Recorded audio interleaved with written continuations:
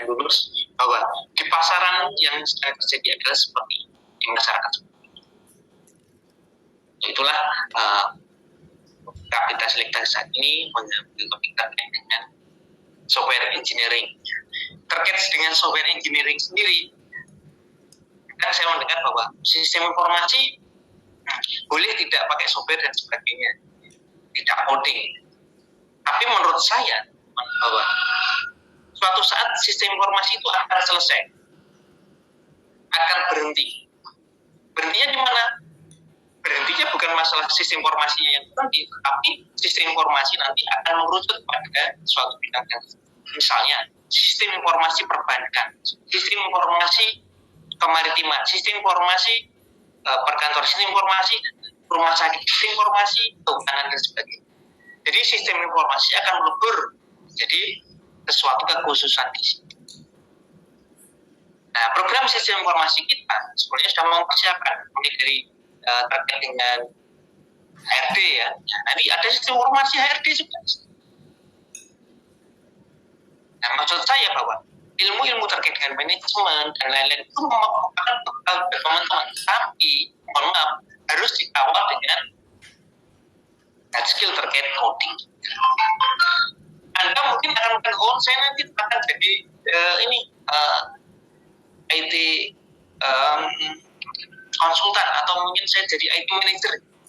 Hal itu secara kasat nggak masalah, tapi ketika rekan-rekan itu tidak menguasai pemrogramannya, dasarnya, nanti mungkin akan juga nggak akan seindah ketika ada yang menguasai terkait dengan pemrogramannya juga. Jadi boleh seorang desainer itu merancang suatu desain baju, boleh, hanya seorang desainer juga. Tetapi baju yang dirancang oleh seorang desainer tadi, kalau desainernya tadi juga pandai memilih bahannya, kain yang digunakan, kemudian dia juga pandai menjahitnya dengan pilih jahitan yang bagaimana terkait dengan kain ini supaya jadi pakaian yang bagus, itu akan lebih bagus. Jadi saya tekankan bahwa teman-teman untuk sistem informasi jangan sampai alergi terhadap coding.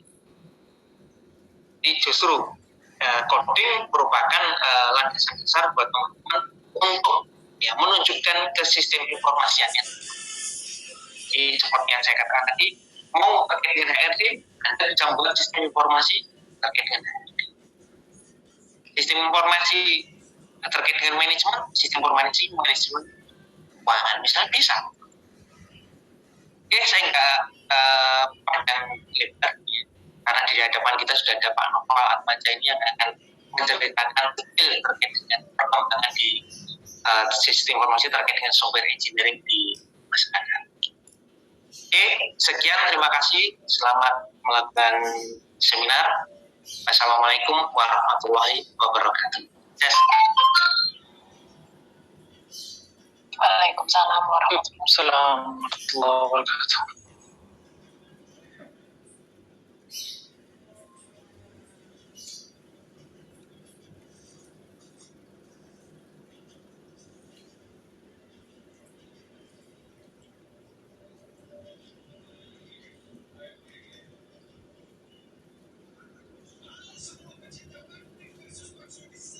Oke, mohon maaf masih ke mute.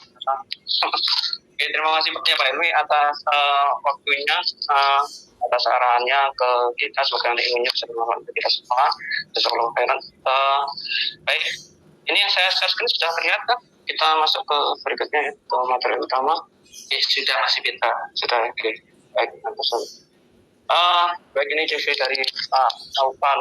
Beliau namanya Pak Naufal Atmaja, biasa dipanggil, kita manggilnya Mas Naufal. Beliau angkatan 2004 di SIITS. Nah, bidang beliau ini ya, ada software engineering, software arsitektur, domain driver design, event driven arsitektur, design pattern, software testing, functional programming, DevOps, information arsitektur, user experience, yang Masya Allah ya, sangat banyak ketertarikan beliau. Allah, beliau orang yang tepat yang kita undang. Nah, beliau saat ini tinggal di Jakarta. bahasa pemrograman dikuasai ada banyak ya, ada Java, JavaScript ya, khususnya Node.js ya, ada Express, PHP, Go, CSS3 dan HTML. Dan ini edukasinya pendidikan beliau 2004 sampai 2008 kuliah di Sistem Informasi ITS ya. Kemudian tahun 2012 melanjutkan S2 2012 hingga 2012 di Erasmus Mundus ini program beasiswa ya. Ini joint degree ya, di 2 universitas ya, ada di Scotland sama di Inggris ya. Kemudian setelah lulus ini sebetulnya beliau bekerja di McDermott di Batam ya, sebagai application developer. Kemudian lanjut ke L'Oreal yang di ini bacanya benar nggak? Atau Cloud ya? Sebagai senior web developer. Kemudian lanjut di Visto ya. Ini kalau saya nggak salah ingat ini bareng sama Purnama ya di sini ya. Ini sebagai senior software engineer. Kemudian lanjut di Advotic ya sampai sekarang ya. Sebelumnya mengawali sebagai senior software development engineer, kemudian sekarang sebagai software development manager ya. Mungkin itu singkatnya ya untuk CV dari Pak aja. Mungkin nanti beliau akan menjelaskan lebih ringkas lagi untuk memperkenalkan dirinya. Nah, mungkin kita langsung masuk ya untuk mempersingkat waktu. Kami persilahkan ke Pak Noval ya untuk mempresentasikan untuk mulai menjelaskan materinya. Kami persilahkan. Assalamualaikum warahmatullahi wabarakatuh. Waalaikumsalam. Waalaikumsalam warahmatullahi wabarakatuh. Ya, terima kasih kepada Pak Dekan, terus kemudian ke Pak Yudit, sama teman-teman yang hadir semua telah mengundang saya ke mata kuliah Kapital Selekta ini ya. Nah, seperti yang diobrolin sama Bapak Dekan dan Pak Yudit juga, lebih banyak membahas tentang software engineering dan software engineering-nya. Tapi saya nggak akan ngebahas terlalu detail banget karena akan aktif untuk detailnya akan banyak memakan waktu. Jadi lebih ke arah apa sih yang sebenarnya di luar sana itu sedang tren ataupun apa yang bisa kita siapkan kalau teman-teman semua ingin jadi seorang software engineer. Oke, next slide. Nah, tadi seperti yang udah disebutkan sama Pak Yudit, saya adalah lulusan dari Sistem Informasi 2004 ya, dari ITS. Terus kemudian alhamdulillah berkesempatan untuk dapat beasiswa Erasmus Mundus programnya. Jadi ada 2 universitas waktu itu yang saya tempuh di St. Andrews di Scotland sama di Lorraine di waktu itu.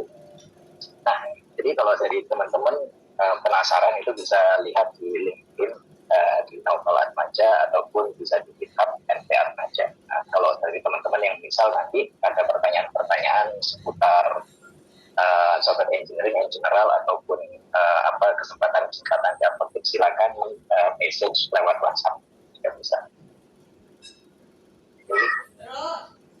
Next.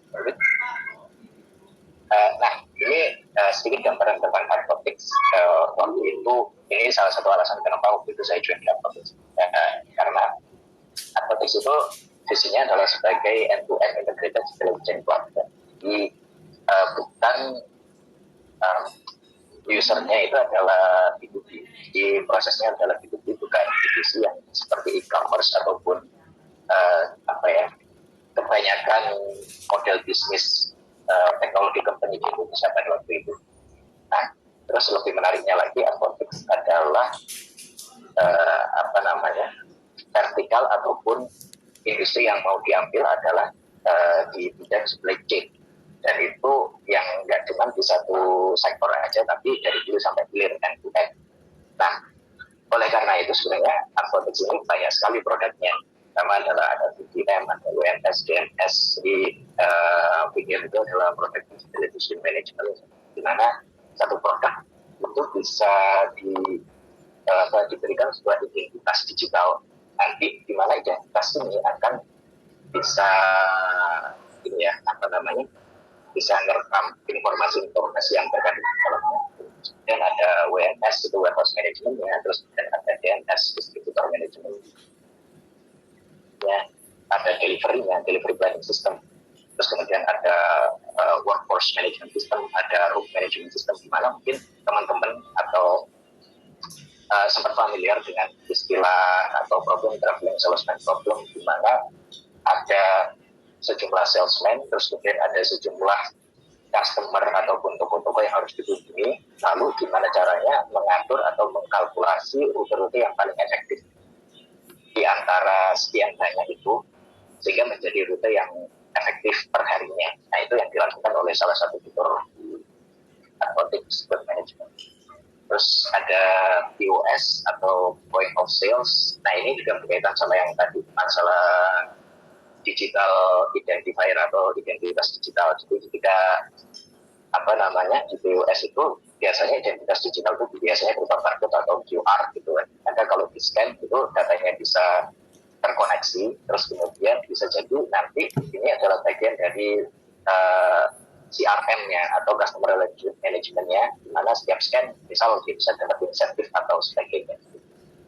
Nah, ini gambaran sebenarnya dari produk-produk Advotics dan apa itu Advotics. Dan waktu itu ini juga yang jadi alasan sebenarnya kenapa waktu itu saya tertarik join Advotics, karena yang mainannya sebenarnya. Dan nanti ini juga sangat berhubungan erat sama information system sih, karena ujung-ujungnya adalah yang kami buat software ini sebagai information system juga. Oke, ya cukup perkenalannya. Oh ya, sebelum itu nanti kalau ada teman-teman yang penasaran ya, tanya-tanya, silakan tunjuk tangan nanti biar dimoderasi sama Pak Yudit. Jadi kalau ada di tengah-tengah presentasi, misal kalau ada yang penasaran silakan, nggak harus menunggu sampai. Oke, ya. Silakan Pak Yudit. Dan masalah tentang software engineering ya, sebenarnya software engineering itu apa sih? Nah, ini kalau merujuk ke IEEE, software engineering itu adalah aplikasi dari aplikasi engineering untuk development sebuah software. Dan hanya cuma development aja, dari operasionalnya sampai ke maintenance-nya. Nah, di sini ada beberapa hal yang menjadi keyword. Jadi yang pertama adalah sistematik, ada disiplinnya, ada quantifiable. Jadi development operation sama maintenance-nya harus sistematik. Sistematik kan berarti ada proses, ada sistem, dan terus kemudian disiplin, ada metodologinya. Terus ada quantifiable, jadi dia bisa dikuantify sebenarnya prosesnya seperti apa. Next. Nah, sebenarnya apa sih yang dilakukan oleh seorang software engineer itu? Ujung-ujungnya adalah software engineer itu membuat ataupun membangun produk-produk yang berguna dan disukai atau dicintai oleh usernya. Next. Lalu sebenarnya gimana sih caranya membuat user-user itu suka dengan software? Ya kita membuat solusi yang dependable, yaitu solusi yang sangat-sangat handal gitu. Jadi ketika misal kita ingin dengerin lagu, ya udah kita ke Spotify udah tenang gitu, dan nggak ada apa-apa lagi. Terus kemudian kalau kita mau belanja misal ke Tokopedia atau ke Shopee gitu, itu kan sebuah dependable solutions untuk memenuhi kebutuhan kita. Nah, nextnya lagi, lalu tadi kan ada beberapa keyword ya, dependable system atau dependable software. Sebenarnya apa sih dependable software dan kriterianya apa? Nah, ini saya waktu itu berkesempatan ikut kuliahnya Profesor Eyang Samarjo, di mana beliau ini mengarang sebuah buku software engineering ya, buku diktat kuliah sebenarnya software engineering. Nah, beliau menekankan sebenarnya ada 5 kriteria untuk 5 karakteristik dari sebuah software yang handal atau dependable software. Yang pertama adalah availability. Availability ini lebih ke arah uptime dari sebuah sistem. Jadi sistem itu dalam kurun berapa waktu dia berapa lama dia akan up gitu. Jadi nggak ada down, ataupun kalau ada down biasanya hanya sebagian kecil dari waktu yang ditentukan. Seperti itu. Biasanya ini diukur dalam persentage gitu. Misal ada 99,9999% uptime seperti itu. Nah, terus kemudian ada karakteristik kedua yaitu reliability. Ini berhubungan dengan correctness terhadap requirement. Jadi seberapa matching antara sistem yang sudah dihasilkan dengan requirement yang dibutuhkan, yang dihasilkan di awal gitu. Jadi ini berhubungan paling gampang sih berhubungan dengan seberapa banyak bugs atau yang diistilahkan sama ini ya, erroneous faulty system gitu. Jadi semakin banyak bug, semakin nggak reliable. Nah, terus yang ketiga safety. Nah, safety ini lebih ke arah ini ya, dari critical system. Misal sistem-sistem yang berhubungan dengan hajat hidup orang banyak. Misal sistem untuk airplane navigation, sistem di pesawat, terus dan sistem di pacemaker, alat bantu jantung, atau kesehatan-kesehatan yang kritikal. Nah, intinya adalah sistem yang harus mengutamakan safety-nya itu, sistem ini tidak menimbulkan kerusakan bagi orang yang menggunakan maupun environment di mana dia menggunakan. Nah, bisa dibayangkan misal ada di ATC gitu kan, di air traffic controller system, tiba-tiba ada bug atau ada sesuatu hal yang nggak safe di sana sehingga menyebabkan dia tidak bisa mengatur navigasi lalu lintas udara dengan baik, kan jadi bisa ada banyak kecelakaan. Nah, itu hal yang disebut dengan safety. Nah, terus kemudian ada security. Nah, ini mungkin beberapa bulan terakhir banyak banget di kita gitu yang data breach, ada laporan dari internet gitu, data breach dan lain sebagainya. Nah, itu salah satu hal yang jadi karakteristik di data network software. Intinya kalau security kan gimana kapabilitas dari sebuah sistem itu untuk memproteksi dirinya dari serangan-serangan yang baik itu accidental maupun yang emang disengaja. Nah, ini salah satu hal yang sulit banget sebenarnya kalau dari sisi software engineering. Ada subbahasanya tersendiri dan itu panjang lebar kali. Ya karena ujung-ujungnya yang berusaha attack atau biasanya kan orang-orang yang punya hacker ya atau ini adversaries gitu, mereka itu adalah orang-orang yang canggih dan pintar. Ya ujung-ujungnya meskipun nanti akan ada patch atau pembaruan sistem, ya mereka pasti ujung-ujungnya akan bisa penetrate juga. Nah, ini hal-hal yang ini ya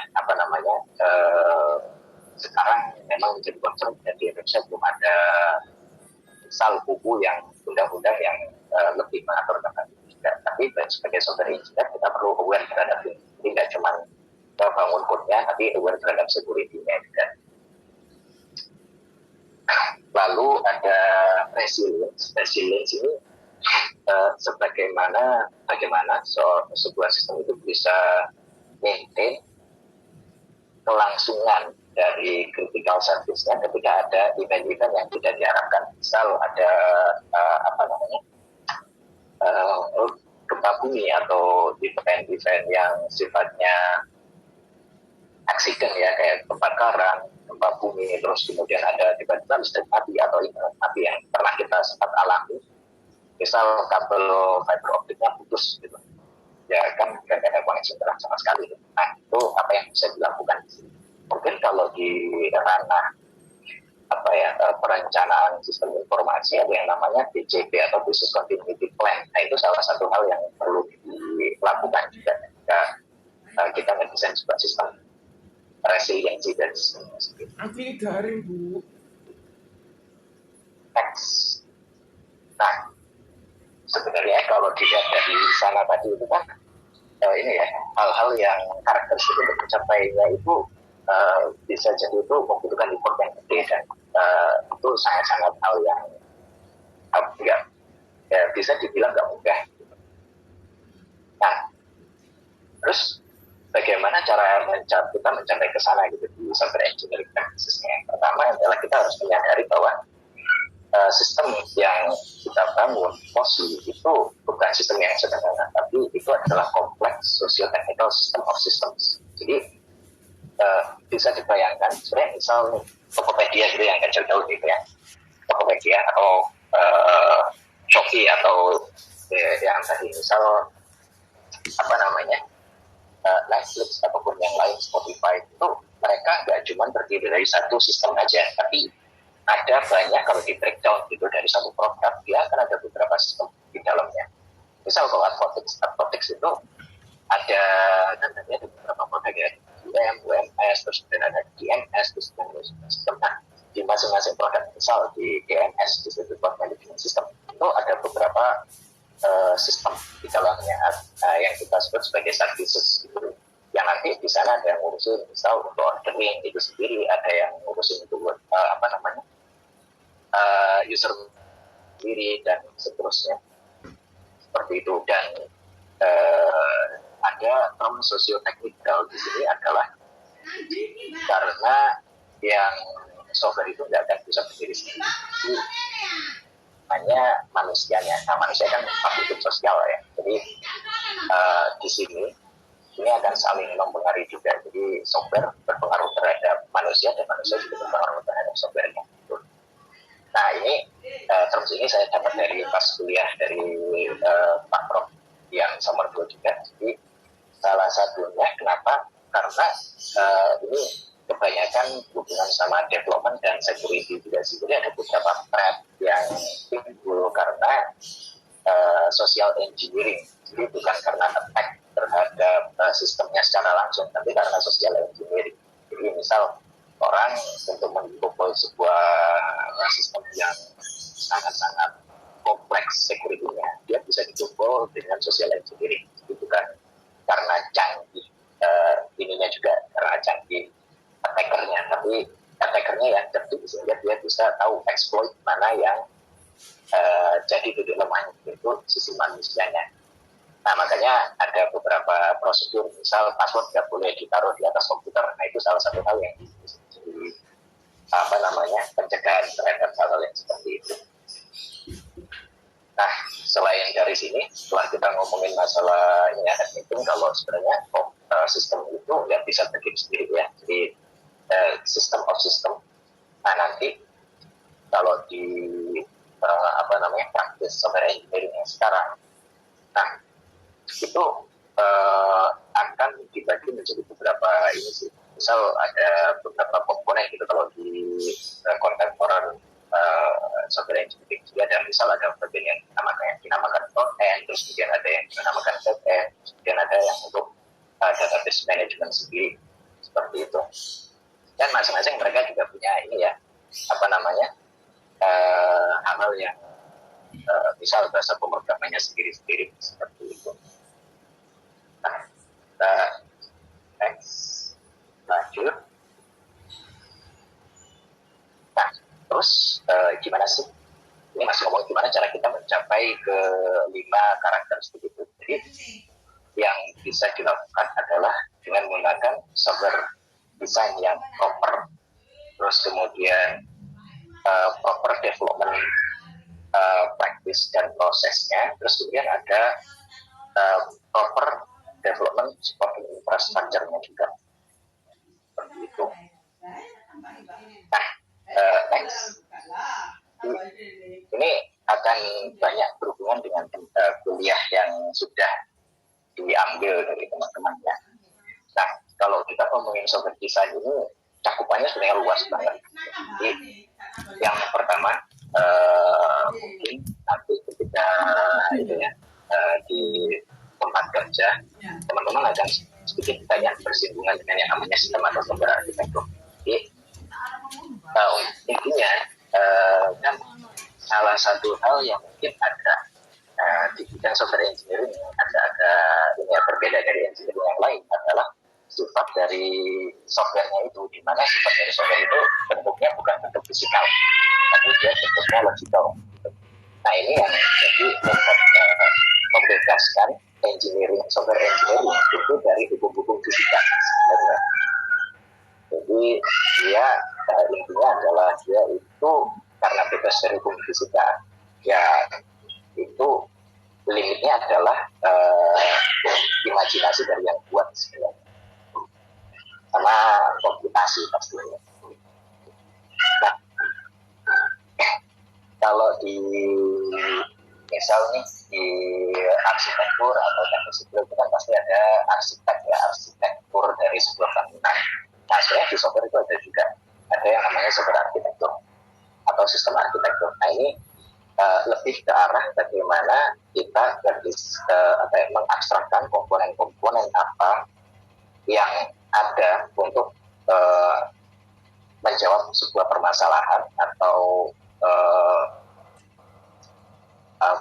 solusi dari problem yang ada, itu komponennya apa, lalu bagaimana interaksi antar komponennya. Nah, itu secara garis besar itulah yang dinamakan dengan arsitektur sebenarnya. Nah, di sini nanti akan kalau di level yang misalnya kalau kita ambil contoh itu Tokopedia gitu, nah di situ akan ada muncul beberapa komponen. Misal komponen yang tadi front end, kalau ngomongin masalah front end itu kan berarti apa yang dilihat oleh user gitu. Soal dari sisi UX-nya, UI-nya, terus kemudian dari sisi web. Nah, terus kemudian di sana akan ada bisa dibagi breakdown menjadi beberapa komponen yang lebih kecil. Nah, terus kemudian kan front end nggak bisa berdiri sendiri ya, pasti akan ada back end-nya yang berhubungan dengan logika, terus kemudian pemrosesan data dan lain sebagainya. Nah, di situ back end-nya mereka nggak cuma terdiri dari satu service aja tuh. Bisa jadi nanti untuk misal WIB gitu. Nah, mereka punya satu atau beberapa server tersendiri atau service tersendiri yang nge-serve untuk itu. Terus kemudian ketika check out, nah maka itu akan dilempar ke sistem yang lain atau service yang lain. Nah, terus kemudian, nah dari sini kan ketahuan tuh, jadi ada banyak ini ya sistem yang terhubung. Nah, secara arsitektural nanti biasanya mereka ada software arsitek yang terbikin, oh ini hubungannya antar sistem kayak gimana, terus aturannya kayak gimana, protokol yang dipakai apa, dan lain sebagainya. Itu lebih banyak terasa. Nah, terus poin yang kedua adalah ada yang namanya domain driven design. Nah, domain driven design ini terms yang lahir di awal-awal 2000-an kalau nggak salah. Jadi ada satu orang yang namanya kalau nggak salah Eric Evans. Nah, dia bikin buku namanya domain driven design, dan buku ini banyak di referensi kalau di teman-teman searching gitu. Intinya adalah seperti yang seperti yang diungkapkan sama Bapak Dekan sebelumnya ya. Jadi sistem informasi nanti akan merujuk ke aplikasi atau ke bisnis-bisnis di mana dia akan diimplementasikan. Nah, bisnis-bisnis ini yang kemudian disebut sebagai domain sebenarnya. Jadi misalnya untuk HR gitu, yaitu adalah domainnya HR. Nanti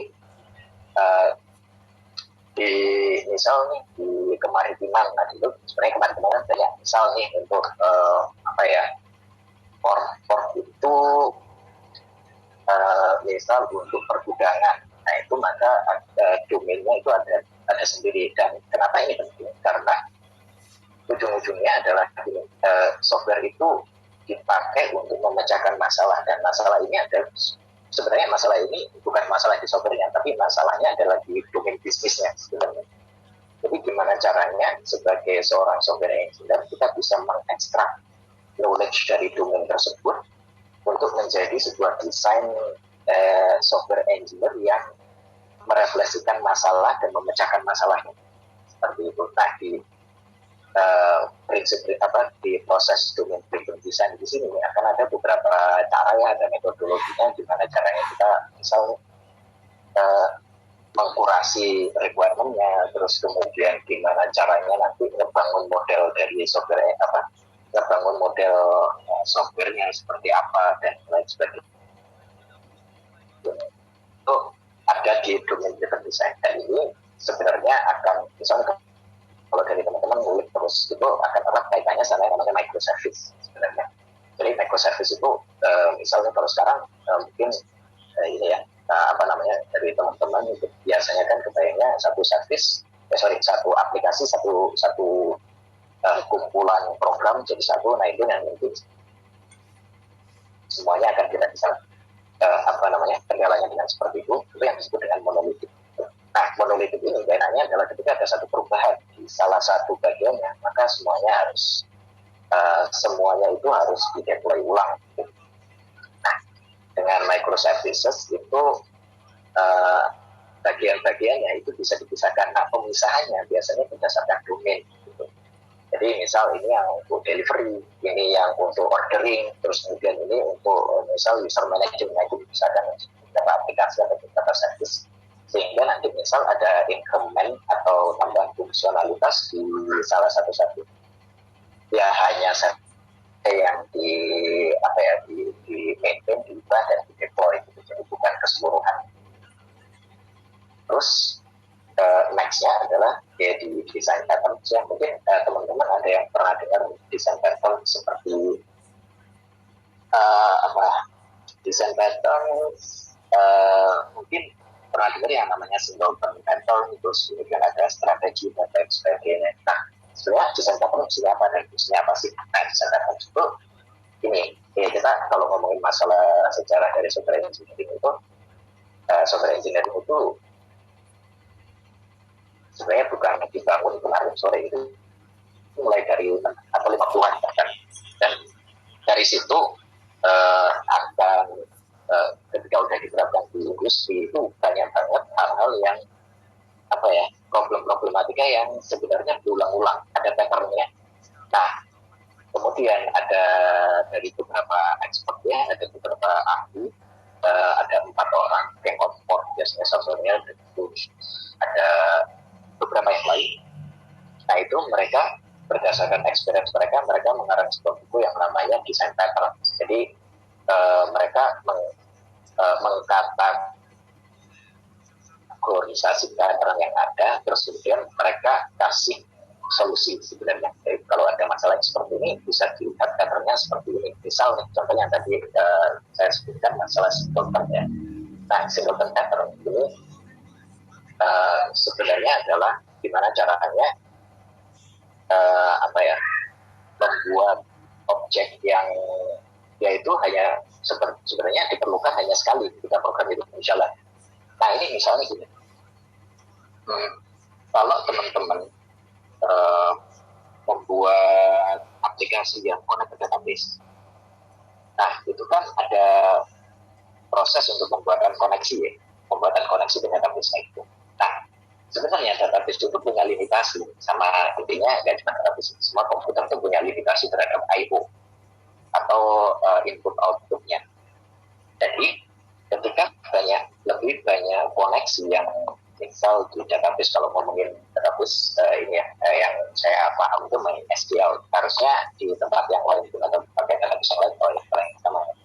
Jadi di database itu mereka punya batasan terhadap berapa banyak koneksi yang bisa diambil atau bisa terjadi gitu. Nah, ketika koneksi ini limit, yang terjadi adalah ya database ini nggak bisa dikonek atau dihubungi oleh yang lain. Jadi ya udah dia nggak akan bisa melakukan apa yang seharusnya dia lakukan, yaitu select query, update query dan lain sebagainya gitu. Dan di sisi aplikasinya ketika database kayak gitu, nah dia akan ada deadlock. Jadi database service-nya dia tidak akan ngapa-ngapain. Nah, kalau di software engineering practices, nah, koneksi yang seperti ini harus memakai yang namanya connection pool. Jadi intinya adalah biasanya udah di-handle di level framework sih. Jadi ada yang menginisiasi, misal poolnya itu isinya 100 koneksi. Nah nanti koneksi ini yang akan dipakai bergantian gitu. Jadi tidak ketika misal nih butuh ada 1.000 orang yang mengakses sebuah sistem. Nah terus kemudian ketika masing-masing orang ini ada request akses ke database, mereka akan buat koneksi baru. Nah itu anti pattern namanya. Jadi itu nggak boleh seperti itu karena akan ada limitasi yang tadi itu. either dari servernya atau dari servisnya bisa down ataupun database bisa down juga. Nah, terus kemudian ada yang namanya connection pooling yang most likely di sini akan menggunakan yang namanya singleton pattern. Jadi koneksinya itu di instansi di awal, sehingga nanti ketika ada yang membutuhkan koneksi dia akan call ke singleton atau connection poolnya tadi untuk cari ini ada yang koneksi yang nganggur enggak. Kalau nganggur ambil dipakai, kalau udah selesai di store lagi ke poolnya gitu. Jadi akan ada kayak hydro connection, ada yang active connectionnya seperti itu. Nah itu gunanya desain pattern sebenarnya, dan itu masih banyak lagi pattern-pattern yang lain yang sangat-sangat penting. Nah, terus kemudian ada lagi software, salah satu bagian dari software design yaitu data modeling. Nah, di sini sebenarnya ini erat berhubungan sama yang ini ya, domain desainnya, domain desain. Intinya data modeling itu gimana caranya kita bisa menyimpan data dengan lebih efektif, data-data yang dari dari domain yang akan kita cari solusinya. Nah, data modeling ini harusnya teman-teman udah dapat mata kuliah ya di teknologi basis data, mungkin gimana caranya kita mendesain database dengan lebih efisien, misal memperhatikan DNF, normal form dan seterusnya gitu. Nah itu akan menjadi hal-hal yang sangat-sangat wajar dan harus diperhatikan ketika membangun sebuah sistem sebenarnya. Jadi ya kembali lagi apa yang sebenarnya teman-teman pelajari di sini itu pasti akan dipakai dan mungkin magnitude-nya lebih gede ya. Seperti itu. Next. Terus kemudian di sini ada software development process practices. Nah ini sebenarnya kalau software engineering itu nggak cuma yang tadi modding aja, sebenarnya ada kelengkapan-kelengkapannya. Nah ini kalau proses and practices ini lebih banyak ke software craftsmanship namanya. Software craftsmanship itu jadi ini ya, kalau bisa dibilang misalnya kalau di seni itu kan ada yang namanya misalnya kalau seorang seniman dia itu semakin lama semakin hasil dari karya seninya itu kan semakin bagus ya. Nah begitu juga dengan software sebenarnya, dan ini untuk engineering yang lain juga pasti kayak gitu. Jadi mereka ada yang namanya craftsmanship, jadi gimana caranya pursuing the best way in field itulah. Jadi kalau dari sisi softwarenya ya gimana caranya kita membuat softwarenya itu sebagus mungkin. Nah itu dengan praktis-praktis dan proses yang kita juga. Yang pertama mungkin ini sih, kalau belum dengar ada istilah yang namanya clean code. Itu gimana caranya kita sebagai software developer atau software engineer menghasilkan code yang benar, yang istilahnya itu adalah bersih. Nah definisi bersih ini kan bisa macam-macam ya, tapi ada beberapa hal yang jadi karakteristiknya. Yang pertama adalah dia gampang dibaca oleh orang lain. Ini bukan dibaca oleh mesin, tapi dibaca oleh developer yang lain, karena ujung-ujungnya adalah continuity dari sebuah software itu ditentukan seberapa sering dia disentuh oleh programmer yang lain juga. Jadi intinya adalah misalnya jadi software yang terus-terusan dimaintain itu akan terus-terusan hidup dari kalau dibandingkan dengan software yang selesai dibuat terus ya dimaintain sama sekali.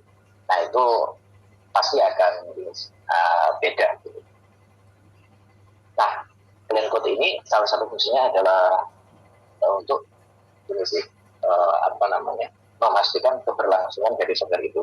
Ya misal dia nggak dimaintain dengan baik ya, misal setiap 3 tahun sekali ketika ada fitur baru terus kemudian ada developer baru dia bilang ini siapa sih yang bikin code-nya ribet amat, udah bikin ulang gitu. Kan lumayan sering ya kayak gitu. Nah cuman kalau kita sebagai developer itu memperhatikan hal-hal yang seperti ini, dia dari misal ada dev yang baru join atau senior engineer yang baru join, dia akan melihat oh ini code-nya bagus banget nih, dia udah tahu oh ini ngapain dalam sekali lihat dia nggak bisa membaca code-nya, dia udah tahu logiknya seperti apa. Nah ketika ada requirement baru atau ada bugs dan lain sebagainya itu lebih cepat dia bisa nangani seperti itu. Nah aspek-aspek dari clean code itu sebenarnya ada mulai dari remeh-temeh sampai yang advance. Yang remeh-temeh itu misalnya gimana cara menamakan variabel. Nah ini sebenarnya bisa dikatakan remeh-temeh, tapi ini yang mengkonsum salah satu hal yang mengkonsum waktu software engineer paling banyak sih menurut saya, atau paling nggak saya. Jadi menamakan sebuah variabel itu kayak kita ngasih informasi ke siapapun yang baca variabel ini ngapain, dan menamakannya itu harus sesuai dengan intensinya gitu. Jadi kita nggak bisa menamakan misal software ini index. Kita nggak bisa menamakan sebuah variabel itu index, tapi ketika yang dilakukan itu adalah count dari jumlah iterasi. Nah hal-hal yang seperti itu yang meskipun rasa trivial ya, tapi itu akan sangat berpengaruh. Karena ujung-ujungnya apa, kita pengen ngasih tahu informasi, kita pengen ngasih tahu sebenarnya apa sih yang dilakukan oleh si variabel ini. Nah itu kalau ngomongin variabel ya, itu belum ngomongin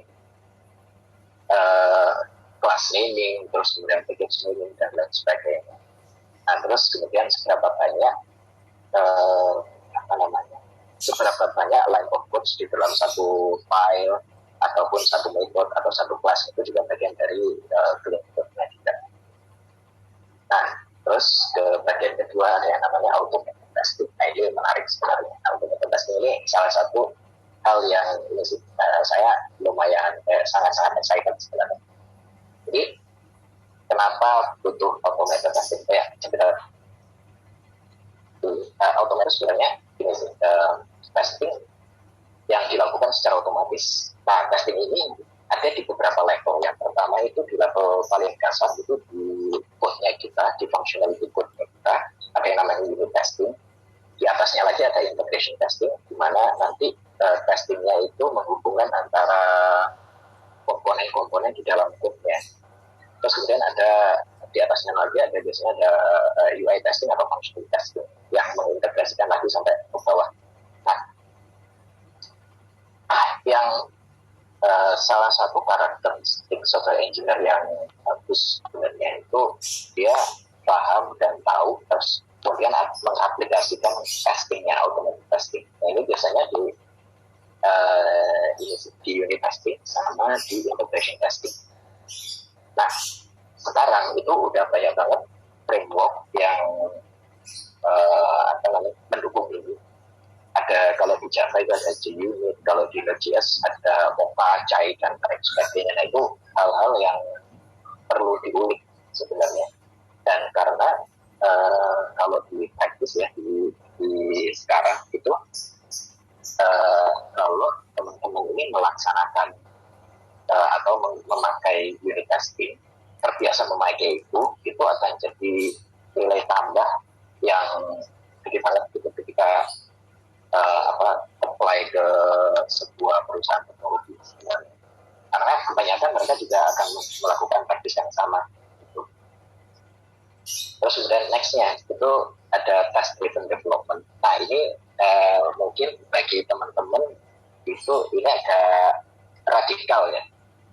Jadi ada yang namanya test driven development. Jadi biasanya kan kalau dari teman-teman itu bikin code-nya dulu, terus kemudian dites hasilnya kayak gimana. Nah kalau test driven development ini siklusnya dibalik. Jadi dia itu bikin tesnya dulu. Tesnya ini biasanya dalam hal unit testing atau integration testing yang automated. Jadi kita nge-code tesnya dulu kayak gimana. Nge-code-nya itu misal gini, jadi bikin sebuah kan objektifnya bikin sebuah function, misal penambahan gitu, 1 tambah 1 hasilnya 2. Nah yang dilakukan adalah kita bikin series of testnya dulu nih. Misal harusnya 1 tambah 1, terus expect-nya adalah hasilnya harusnya 2. Nah dibikin testnya, di compile, gagal kan karena belum ada implementasinya, terus kemudian dibikin implementasinya, terus dites, berhasil, terus kemudian ditambahkan lagi fitur setelahnya. Misal ditambahkan lagi, misal 1 ditambah -1 jadinya berapa. Nah itu diiterasi terus sampai dia menjadi satu fitur yang komplit. Seperti itu yang namanya test driven development. Nah, to be honest, ini salah satu hal yang lumayan advance ya. Cuman ini bagus bagi teman-teman kalau misal mau terjun ke arah software engineering, belajar terus kemudian mencoba.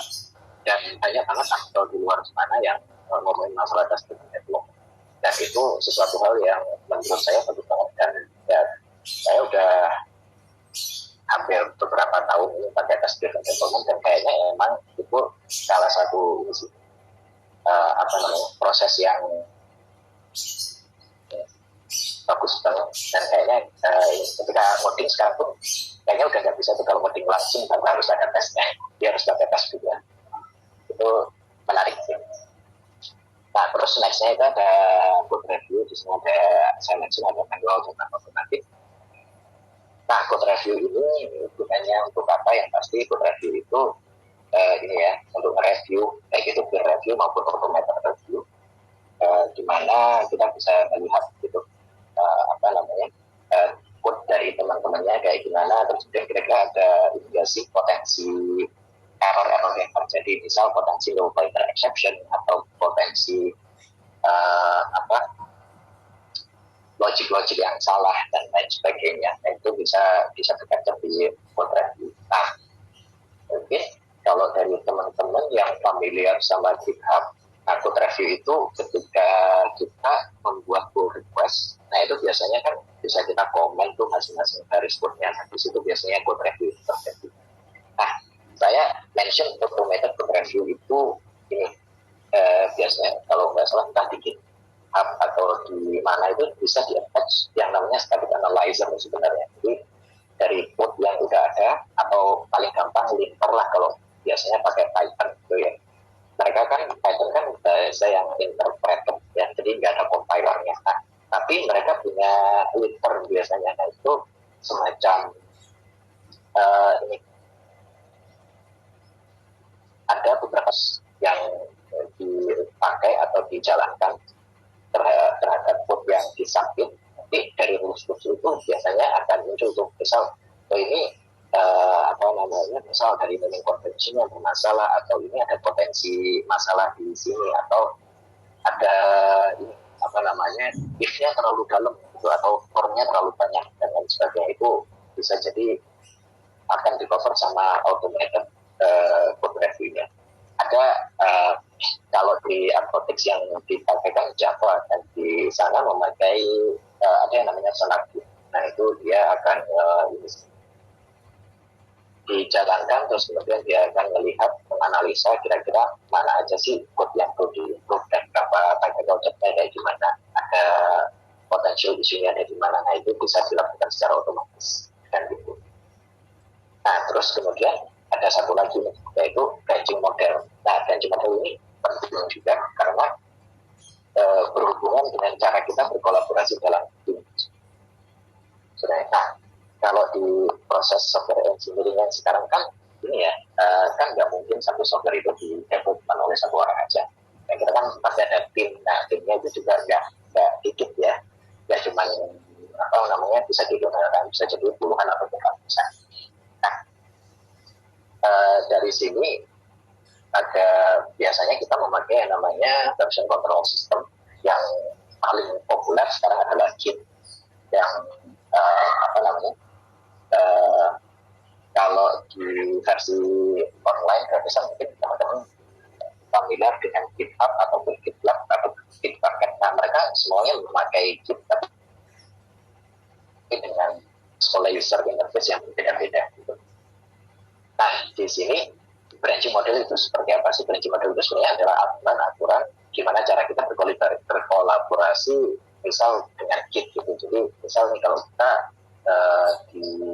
ditugaskan untuk membuat sebuah feature, apa sih yang bisa dilakukan, gimana caranya kita berkolaborasi. Misal kalau teman-teman familiar dengan Git kan itu ada yang namanya main branch-nya ya, ada trunk, atau mungkin kalau sekarang namanya main, kalau dulu namanya master. Nah, kalau di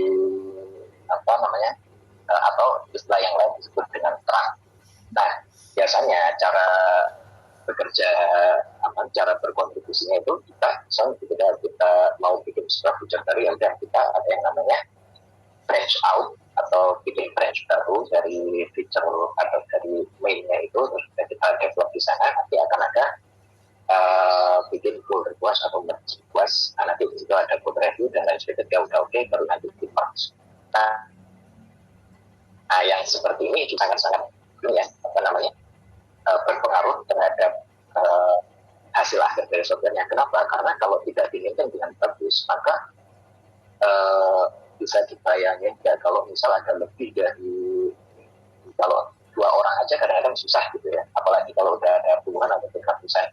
Gimana cara maintain kalau si perubahannya si A itu nggak nyenggol ke yang lain, atau perubahannya B itu sudah siap atau belum, atau bahkan ya gimana cara memastikan kalau si rilisnya itu, misal rilis ke productionnya itu semuanya udah siap atau nggak ada fitur-fitur yang harusnya masih belum siap untuk naik ke production. Nah, ini branching model itu salah satu hal yang krusial ketika kita ngomongin masalah kualitas dari hasilnya. Nah, next ini ke supporting infrastructure. Yang tadi sempat saya mention ada yang namanya version control system di GitHub, GitLab, dan seterusnya. Terus kemudian ada CI/CD pipelines. Nah, ini kalau dari teman-teman pernah dengar istilah DevOps gitu ya. Nah, CI/CD ini salah satu bagian dari itu. Sebenarnya CI/CD itu adalah continuous improvement, continuous delivery. CI-nya continuous integration, yang satunya continuous delivery. Nah, pembahasannya sebenarnya bisa dieksplor lebih jauh ya. Cuman intinya adalah ini ketika CI/CD-nya itu sudah setup dengan baik, maka ini akan sangat-sangat bisa jadi gatekeeper ketika kita mau deploy ke production system gitu. Jadi ada yang namanya CIL, continuous integration, itu di mana ketika kita sudah selesai untuk develop, ketika kita sudah selesai develop, kemudian kita masukin ke misal branch utamanya main gitu. Nah, nanti CI-nya akan pick up, terus kemudian dia akan build jalanin testnya, automated test dan lain sebagainya, sehingga untuk memastikan memverifikasi bahwa tidak ada build yang gagal atau tes yang gagal pada waktu itu. Gitu. Jadi kalau umpamanya build-nya gagal atau ada tes yang gagal, nah dia nggak akan bisa lolos ke tahap selanjutnya, misal ke deployment di staging environment misalnya, nggak akan bisa ke sana. Seperti itu. Nah, kalau CD-nya itu lebih ke arah deployment. Jadi ketika udah selesai semua dipastikan nggak ada masalah, nah CD-nya itu untuk memastikan bahwa deployment-nya berhasil. Nah, jadi ini adalah proses otomasi di proses integrasi sama deploy. Nah, biasanya ini itu kalau di praktis yang sekarang itu bisa jadi automated atau otomatis. Jadi ketika ada orang yang push commit atau udah merge fitur, dia ada yang otomatis langsung jalan pipeline-nya. Jadi dia akan dia akan build software-nya, terus kemudian jalanin testnya sampai langsung ke deploy gitu. Tapi ada juga yang ini manual dalam arti hanya klik tombol, tapi nggak semanual yang asal kita harus build manual di lokal, terus kemudian di deploy via FTP atau SSH gitu, nggak sampai yang seperti itu sih. Jadi simply kalau sekarang udah canggih banget, jadi ketika mau deploy ke production system meskipun ada 100 atau 1000 server, tinggal klik gitu. Nah, terus terakhir ini ada static analysis yang sempat saya mention, salah satunya SonarQube ya. Salah satu hal yang enaknya dengan static analysis itu ya udah kita kan ada keterbatasan ya dari manusia itu, jadi untuk mencerna informasi. Jadi bisa jadi ada report review yang memang tidak diharuskan untuk sana sih untuk manusia ya. Maksudnya code review manusia lebih ke arah gimana cara logik dari code-nya seperti apa, terus kemudian dari desain overall-nya kayak gimana, dia ada yang perlu diimprove dari desain dan lain sebagainya. Nah, untuk hal-hal yang bersifat hal-hal yang bersifat ada rules-nya, misal dari sisi penamaan gitu, nah itu bisa dilempar ke static analisisnya. Atau misal ada potensi null pointer exception di mana aja, nah itu bisa dilempar ke sana gitu. Oke. Next, oh ya, dari teman-teman ada pertanyaan nggak? Sejauh ini?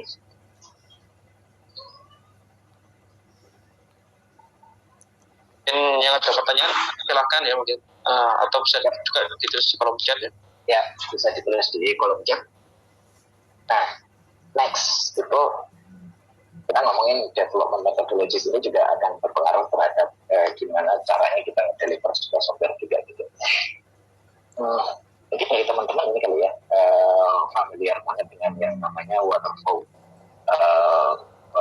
itu, dimana requirement didesain di awal, terus kemudian ada big upfront design, ada implementasi, verifikasi, testing, maintenance. Nah, tapi ketika ngomongin masalah di ini ya, software engineering yang sifatnya dari kalau kita ngomongin di perusahaan-perusahaan startup atau yang hasilnya adalah produk software, waterfall design itu kurang bisa memenuhi objektifnya karena requirement-nya akan cenderung berubah tiap waktu.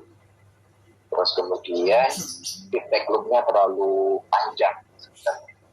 Nah, kemudian di akhir tahun 90-an ya, di awal-awal 2000-an kalau nggak salah ada yang mencetuskan tentang agile development. Sebenarnya tujuan dari agile development itu adalah gimana caranya kita membuat sebuah development methodologis yang development proses yang bisa mengakomodasi perubahan dengan lebih enak gitu, kalau dibandingkan dengan waterfall. Nah, di agile ini yang ini ya ada beberapa metode, ada yang namanya extreme programming, ada Kanban dan sebagainya, cuman yang biasa dipakai Scrum.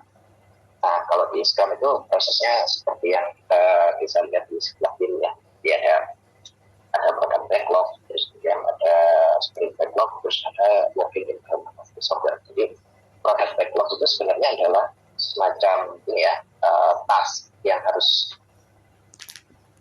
dikerjakan. Apa biasanya dalam story ini kayak requirement ya. Nah, sebenarnya bukan requirement, tapi user story adalah hasil dari requirement dari station-nya. Requirement dilakukan, terus kemudian sudah ketemu objektifnya seperti apa, nanti untuk jadi sebagai user story. Nah, dari backlog ini kan akan ditumpuk semuanya misal. Nah, terus kemudian di setiap sprint, nah biasanya sprint ini ada periodenya, ada sandbox periodenya, itu ada yang seminggu, ada yang 2 minggu, ada yang sebulan, ini tergantung dari setiap organisasi. Paling biasanya mereka banyak yang mengadopsi ini sih, yang satu sprintnya itu 2 minggu, karena itu nggak terlalu pendek juga nggak terlalu panjang juga. Jadi di awal sprint akan dipastikan backlog mana yang akan kita lakukan di dalam iterasi 2 minggu. Jadi misal ada 10 task, nah kemudian di-assign ke masing-masing. Misal ada 5 orang di masing-masing, nanti kita pas. Terus kemudian setelah itu dilakukan sprintnya, yaitu eksekusi dengan pasnya. Terus nanti terakhir akan ada ini sih, biasanya akan ada sprint review atau hasil dari yang sudah dikerjakan apa, bentuknya seperti apa. Nanti kalau dari situ misal ada yang kurang, nah itu akan menjadi backlog lagi. Seperti itu. Jadi ini agile-nya sebenarnya ada di sana. Jadi ketika ada perubahan setelah ini ya, ada product review gitu, ternyata ini bukan sesuai dengan requirement atau requirement-nya harusnya nggak kayak gini tapi kayak gitu. Nah itu jadi